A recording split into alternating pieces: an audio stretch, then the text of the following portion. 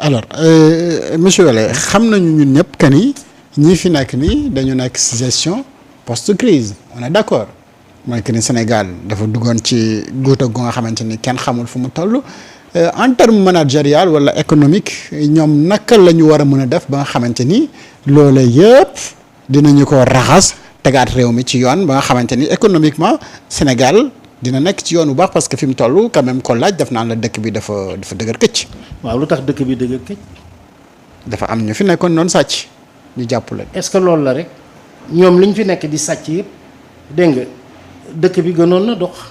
waaw parce que dañuy sàcc di lii parce que blanchiment de capitaux ak yu mel noonu dañ ci doon wax. mais ak récemment la ñu door a génn Sénégal ci liste bi nga xamante ni. mais doy na waar ma ne doy na waar comment se fait-il que dañ daan sàcc en même temps dëkk bi nit ñi nee nañ l'argent circulé dégg nga y avait la malgouvernance mais l'argent circulé. xawoon na dox y avait des chantiers et cetera et cetera. du loolu la. ñii subitement ils sont venus y a plus de vol kenn sàccatul c'est la bonne gouvernance dara doxatul. C'est des équations mathématiques dégg nga irrationnelles qui sont insolubles sax kon kay tey la war a dox dëgg la wala dëgg. comme que lu bon lu jóge na fi ba état bi mën na centraliser xaalis beeg yooyu yëpp kon tey la war a gën a dox lu tax doxul mais ci approche yi la dégg nga ci approche yi la Macky Sall allait s'en sortir. loolu mooy quintessence sama question léegi ñoom. lan la ñu war a mën a def ba nga xamante ni ils vont s'en sortir parce que quand même ci crise la ñu nekkoon ñu jógee ci. waaw donc c'est une gestion post crise. dama ne lépp yu bëri yi Macky Sall doon lépp yi c'est dommage faluwaatul dégg nga pour amaat beneen mandat ndax loolu la doon tey xam nga pour lan. ñoom ils ont toujours calculé que gaz beeg pétrole bu ñu ko commencé jaay rek produit intérieur brut bi jeex seuil d'endettement bi wàcc. C'était une carte maîtresse ay joueurs lañu de buñ doon jouer léegi nag ñii ñoo ci tombé ñii ils vont bénéficier de ça le seuil d'endettement va baisser. dégg nga ça va baisser c'est naturel dégg nga et cetera et cetera et cetera dinañ mën a am capacité pour kii et cetera et cetera. léegi nag lu tax suñu économie ba tey doxul mais ça il faut le demander dégg nga. secteur BTP nee nañ taxaw na. loolu lañ la wax y a un grand ralentissement. même chiffres yi mujj génn loolu lay wane. dégg nga le secteur du commerce yi itam nii. am na bari na ay secteurs yoo xam ne ay marché électroménager yooyu ñooñu il souffre moom daanaka jaayatuñu ay marché téléphonique ay yu bëri ay vêtements effets vestimentaires et cetera et cetera y en a beaucoup yoo xam ne doxul dégg nga lu tax. waaw yëpp ci approche la dégg nga naka ban ligne la gouvernement bi war a teg pour loolu mën a dox ñun boobu ba tey moom la ñuy xaar waaw gisuñu dara. ñu ci ay actions yu concret non yan action par exemple. mais non mënoo fobeere en même temps muy taw. non dama ne. au moment de. dama ne persécuter les voleurs kay. dama ne tu veux persécuter les voleurs defal ndànk ma wax la défaut de paiement. fii ak àddina yi tukki doo ko dégg Sénégal que Sénégal am na défaut de paiement suñu diplomatie raw na loolu. suñu diplomatie dafa dellu ginnaaw nag. mais nit ñi jàpp ne dafa def. jéego ci kanam yow yaa yóbbu suñu diplomatie fan. mais Sénégal adulé partout. fan. aduna fépp. dans les pays de l'AES. mais dans la sous-région. mais waay mais arrête on parle d'intérêt. dégg nga géopolitique géostratégique fan. Chine jox ñu bopp. non gis nga xam nga man lan lay bañ. moi si j'étais président premier ministre des affaires étrangères bii du fi toog. elle est très en deçà dégg nga des compétences qui sont requises. ah bon. est-ce que tu as compris. Yacine Fall n'a pas les compétences mais ma ne maa la ko wax. c'est un scandale ma ne liggéey ci comité international. waaw yow doo ma dimbali ak combat liggéey Nations Unies wala yooyu mais c'est ça le grand complexe encore au Sénégal. J'ai travaillé à la Banque mondiale j'ai été à la BAD j'ai été au FMI et après lan la c'est des boulots de fonctionnaires mais ñun ay dof lañu. mais elle a des compétences. mais je dis xam nga lan mooy compétence mais la compétence elle doit être pratique.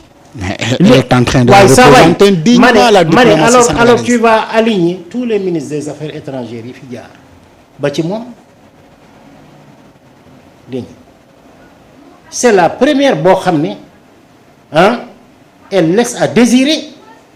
même Aïssata Tall Sall mi toogoon Sénégal ay forces occultes ñoo fa dugg. non déglu ma wax la. c'est des lutteurs xaw ma. waaw léegi ma ne Aïssata Tall Sall boobu ngay wax. waaw koy wax Aïssata Tall Sall avocat bu mag a mag a mag ak yooyu yëpp seen banditisme boobu waxuma ko. je ne défends pas ces gens-là. d'accord. est-ce que tu as compris. je ne défends pas ces gens-là mais ministre des affaires. yaa ne mën naa aligner ministres yi rek. ministre des affaires étrangères war na am na muy taxawee. ministre des affaires étrangères c'est comme ministre de l'économie fii rek la ñu comprendre loolu ci suñu dëkk un ministre des affaires étrangères peut résoudre bon nombre de problèmes économiques. pourquoi nga dafa manqué compétence ci ay demam ay dikkam ay diplomatie nu mu koy développer ak nu mu koy kiiwee. pourquoi nga dafa manqué compétence. mais waaw ça waay yow tam moi je vois même au plan communicationnel. la personne ne communique pas. mais quand même comme bu ñu nekk ci débat monsieur Wele dañu bëgg nga wax ñu concrètement nañu tel domaine amu ci compétence. un ministre des affaires étrangères dégg nga déjà ci communication rek dégg nga moo njëkk. dafa am ay lacunes encore. c'est la énorme waaw c'est la vitrine d'une nation est-ce que tu as compris. du dalam du teeyam du dara ministre des affaires étrangères profil la.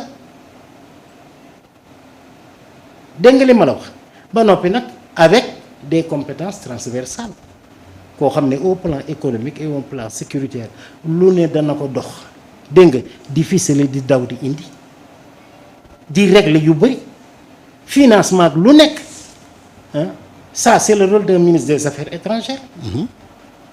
fan lañ toll ci suñu diplomatie dafa dellu ginnaaw il faut dire la vérité dégg nga ci yeneen on nous a parlé d'autres secteurs jëlal par exemple ci seen nomination yi le premier ministre qu'est-ce qu'il a dit hier. oui foofu laa bëggoon dugg. qu'est-ce qu'il a dit hier les manquements ci administration bi. les PCA les PCS. compétence. manque de compétence. problème de compétence yow tu as une compétence pour que nit ñi déglu nit ñi dégg comprendre top tu as une compétence qui te permet de vivre xam nga mooy lan. mooy li ngay def nii. c'est une compétence top waaw concrètement il peut créer quelque chose il peut créer un programme dégg nga waxtaan ci diffuser ko nit ñi consommer ko avec des effets publicitaires mu am ci salaire am et cetera kon top li muy def c'est du concret c'est de la compétence dafa bari ñoo xam ne amuñu benn compétence. ban dégg-dégg nga am ci waxu premier ministre bi mooy les manquements dans l'administration ak manque de compétence. ma ne moom la wax li may wax nii lay wax. Il y a des problèmes de compétence jëlal DER. Tata Aïda Mbodj c'est un scandale waaw alors.